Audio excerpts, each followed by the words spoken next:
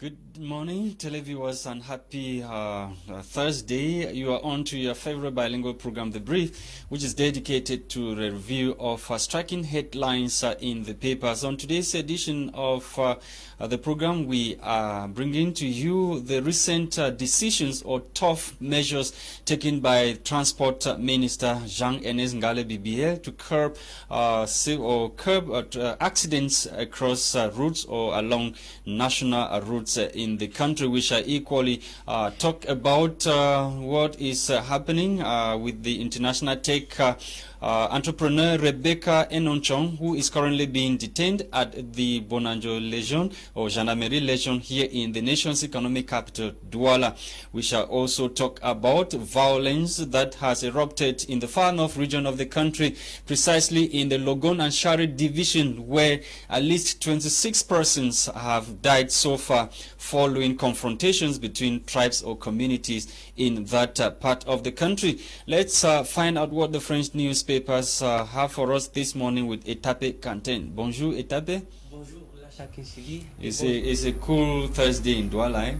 Water everywhere. It's been raining since yesterday. Justement, la forte pluie qui s'est abattue sur la ville a entraîné de nombreuses inondations. En tout cas, on va revenir sur ce sujet. Mesdames et messieurs, bonjour et bienvenue à cette grande revue de presse bilingue de votre émission Débrief de chaque matin, édition de ce jeudi 12 août 2021. Et là, on commence très rapidement avec le quotidien bleu, le journal Le Jour de ce jour, qui nous parle justement de la guerre entre deux tribus dans le Logon et Shari, et titre à sa grande une, 26 morts dans un affrontement intertribal.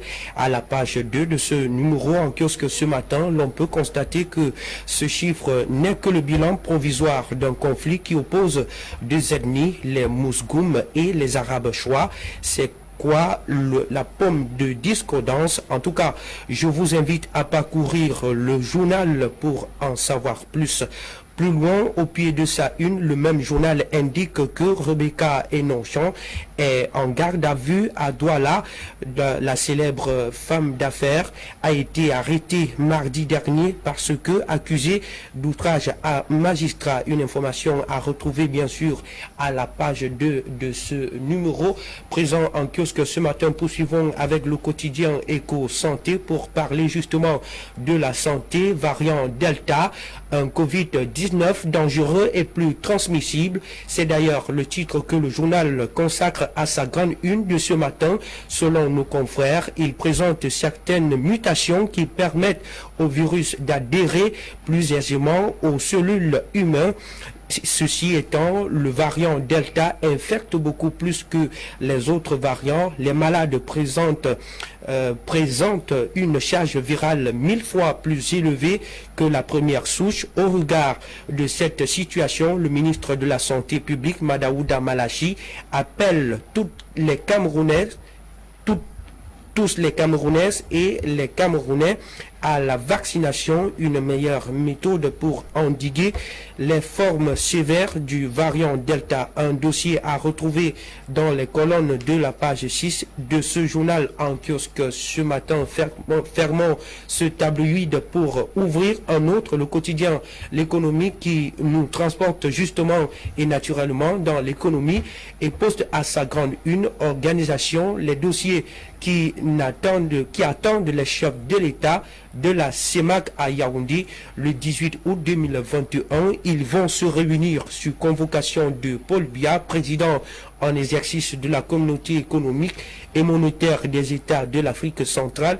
Pour plus de détails sur les problèmes qui seront posés sur la table de la discussion le jour dit, allez parcourir la page 4 de ce journal qui est à sa côte de sa une. Il nous informe également que la BIAC injecte 250 milliards de francs CFA dans les banques commerciales de la zone CEMAC. Et puis, en sport, terminons avec le journal à capitaux gouvernemental Cameroun Tribune, qui nous renseigne sur la D1 et 2 et titre à sa grande une, football professionnel, les clubs n'y arrivent pas. Les formations sportives restent confrontées à de graves problèmes de structuration interne et continuent de fonctionner dans l'amateurisme en comptant uniquement sur les subventions de l'État, alors que l'achèvement de la Ligue spécialisée en 2011 devait marquer le renouveau du football d'élite. Le focus de nos confrères, c'est à lire dans les colonnes des pages 30 et 31 de ce journal présent en kiosque ce matin. Qui détient l'information détient le pouvoir. Alors, si vous avez l'information, entretenez le monde. Mesdames et messieurs, fin et stop pour la revue de presse en anglais. Place actuellement à la découverte de cette tabloïd en anglais avec toi, Lasha. Merci, Etape Quentin. Thank you for staying with us. Televiewers, Late Kick starts with the Lone English Daily, the Guardian Post newspaper. The paper is interested in the decision taken by Transport Minister Jean-Ernest Ngale Bibihe. Transport Minister, according to the paper, sets tough conditions to ensure road safety in the country. Jean-Ernest Masena Ngale Bibihe has set drag conditions measures to ensure that safety on roads within the country and prevent accidents. This was Tuesday, August 10, during a meeting with owners of interurban transport agencies. The meeting was prompted by the rise in deaths in road accidents involving intercity road transport companies in Cameroon. The paper is also interested in the reorganization of the basic organs of the ruling CPDM party. The paper writes this morning that party bars 46 incumbent section presidents from contesting. According to the paper, the party's hierarchy of the Cameroon Democratic Movement CPDM party has gone tough against the incumbent section president in areas where the party lost to opposition parties in the February 9, 2020 twin elections in the country. While these local party officials might have forgotten about the polls and looking forward to repositioning themselves as the bosses of the concerned sections, the CPDM party hierarchy has opted for something new this time around. More details in this edition of the Guardian Post newspaper. Let's talk about the reactions to the recent call by the US-based international human rights group, Human Rights Watch, for calling on government to legalize homosexuality. Cameroonians strike Human Rights Watch. According to the paper, a cross-section of Cameroonians have cursed a call from a renowned US-based international rights group, Human Rights Watch, for country to repeal its anti-gay law. Most of them who are angry, or most of the Cameroonians who are angry, they are saying that such calls as meant to promote evil and destroy the social fabrics of the Cameroonian society. A social observer, James Kade, said that these human rights groups should know their limits and focus on the areas that make sense, and not to move around providing or promoting the spread of evil in the name of human rights. Let's also talk about these other headlines in the Guardian Post newspaper, talking about the detention of Cameroonian-born international tech entrepreneur Rebecca Enon Chong, who is currently being detained at the Bonanjo Gendarmerie Legion in Douala. She is being detained on the instruction of the magistrate, and what is known in legal jargon as contempt of magistrate. And this is happening as a result of a case pitting her and her brother. And according to sources, she reportedly insulted the magistrate, from what we are reading. Reason why she is being detained by the said magistrate, or on orders of the said magistrate, involving the case that is pitting her and her brother. She reportedly committed what they known in legal jargon as contempt of magistrate, and she is appearing in court today again. Normally she was supposed to be in court at 8:30 a.m. this morning, and updates to that story will be given to you in our subsequent edition of the program, as we will be telling you more. Cameroon Insider on its part is interested in the fostering of social cohesion in the northwest and southwest regions of the country. How sport is fostering peace, social cohesion in the country. Holiday sports tournaments in several localities in the northwest and southwest regions of Cameroon have become a vital instrument to promote peace and foster social cohesion in these areas, which are gradually returning to normal. More details in this edition of the Cameroon or the Cameroon Insider newspaper. Let's take you now to municipal updates, which is interested in the 2021 session of the General Certificate of Education Examination GCE. The paper writes that the marking phase of this year 2021 GCE ends and results expected soon. The markers who converged on Boya and Limbe to continue with this the second phase, which was dedicated to the marking. The marking ended, or the marking session ended yesterday, as we are told by Municipal Updates newspaper. And the Horizon on its part is interested in the arrest and detention of Rebecca Enonchong. According to the paper, Rebecca Enonchong was arrested for contempt of court. Contempt of court, as we are told by the Horizon newspaper. And we end with Horizon newspaper this morning, televiewers. Thank you so much for staying with us.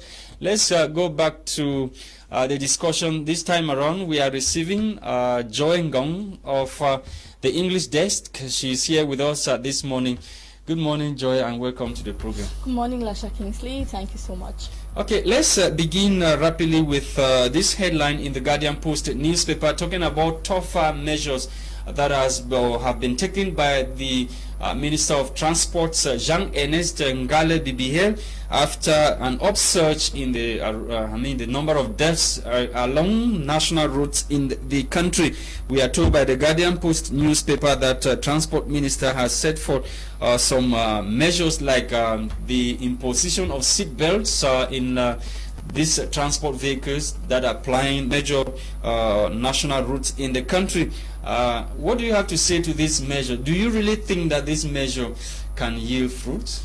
Honestly, I think that the Ministry of Transport or the Minister of Transport, they want to do the right thing. They're actually trying to do the right thing, but they are not taking the right measures. One would actually feel that these measures are kind of weak, because following the situations that we have had. For instance, they've suspended two agencies, Solidarité Plus and I think Avenir Lacadei. Yes. But we have more agencies that have been involved in accidents as well. Like General, like Touristic. And then we don't know what has been done with these agencies. These agencies have previously been suspended. But even when they suspend them, you will still see that they might even wipe off the names of the buses from their buses, and they will still continue traveling. And the Ministry of Transport will not take any measures. Talking about the seat belts, honestly, so it means that these agencies are supposed to change all their buses. Because if we are being realistic here, when we go to travel, maybe let's take an agency that has been suspended. Let's take Avenir Lacadei, for instance. Most of their buses don't have seat belts. Does it mean that they have to buy new buses entirely? Have the ministry taken into consideration that most of these buses don't have? Does that not put to question the state of the vehicles plying? Exactly. Because some of these vehicles are old vehicles that are imported. And this problem, Cameroon. they have to tackle it from the source. Not only the agency, we have our military officers who are standing across the roads, who are the ones who are supposed to check these vehicles. But what do we find? The military officials, I don't want to say they collect incentives from the drivers, but we find out that these cars that are not supposed to be on the highways, they are the ones traveling on the highways who are supposed to check the implementation of these measures. The people who are supposed to check the implementation are sleeping. What are they doing? You will see they are standing there on the highway. If you go along the national route number, I don't know how to call it. I mean the Yaoundé Douala Highway. I don't know, it's national route number 3. If you go along that stretch of road, you discover that we have the gendarmerie. They are there, but safety there are instruments that have been, that have been installed to check speed limit. And now they are telling us that they are going to check the hours that they leave, 5 hours from Yaoundé Douala Road. Honestly, is that possible? A road of 3 hours. A road of 3 hours. Or for instance, if they can put a measure that maybe they can put officials at the terminal of Yaoundé, so that when the bus leaves Yaoundé, these people indicate to their colleagues of the other terminal in Douala, such that they say if this bus has left here at 1 p.m., the people of Douala are expecting this bus at 6 p.m. And if this bus gets here before 6 p.m., the driver or the agency has to, say how they managed to get there. But they're putting us up measures without proper. I don't know if they did proper investigation. How sustainable are the measures?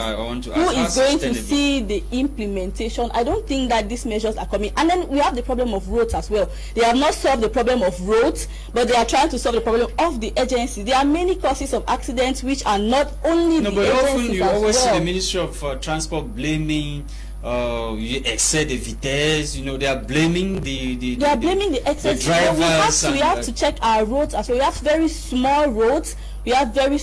And then you see these roads are in such a way that 3 cars cannot even pass at the same time, because even the roads are small. At the sides, there are bushes that have potholes, and then you get to discover that these measures are, I don't know, they have to check the implementation as well as also tackling the problem from the source. There's another thing that caught my attention, that apparently the Ministry of Transport did not take into consideration the recklessness of some of the truck drivers, because most of the accidents which occur, if you discover you have truck drivers, it's always a truck coming into head-on collision with a bus.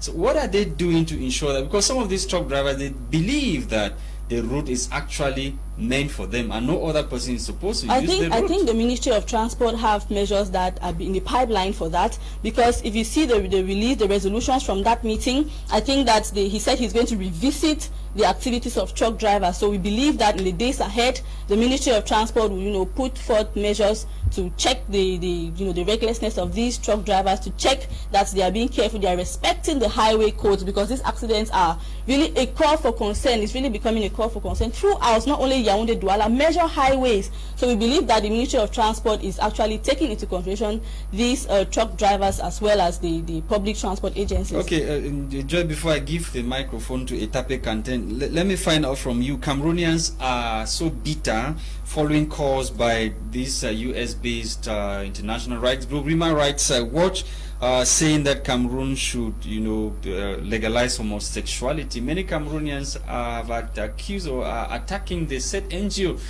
telling them to focus on things that, add to the well-being of Cameroonians rather than promoting what they term evil. A normal human being will stand at the side of Cameroonians. Come to think of it, we're in Africa.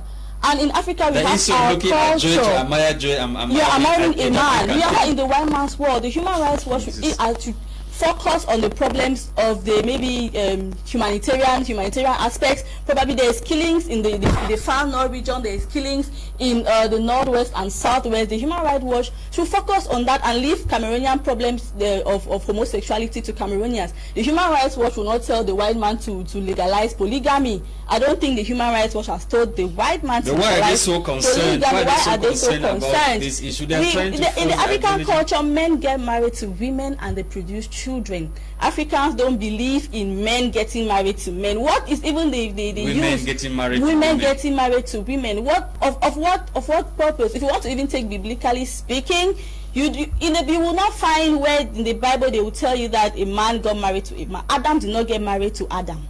Adam got married to Eve, and I believe that it was a man and a woman. Human Rights Watch at this point should also tell the white man to legalize polygamy, because I don't think it's legal in the white man's world. It's not legal. Yes, they should leave our customs and traditions to us, and they should leave the white man's customs and traditions. If these people as well feel that they are above the customs and traditions of Africa, they might as well want to go to the white man's world and practice what they want to practice there, and they will be free. But as long as you are here in Cameroon, you are in Africa, we have our own culture. Our laws prohibit that. It means that the Human Rights Watch, they are even minimizing the laws of our country, because our laws clearly states that it is a crime.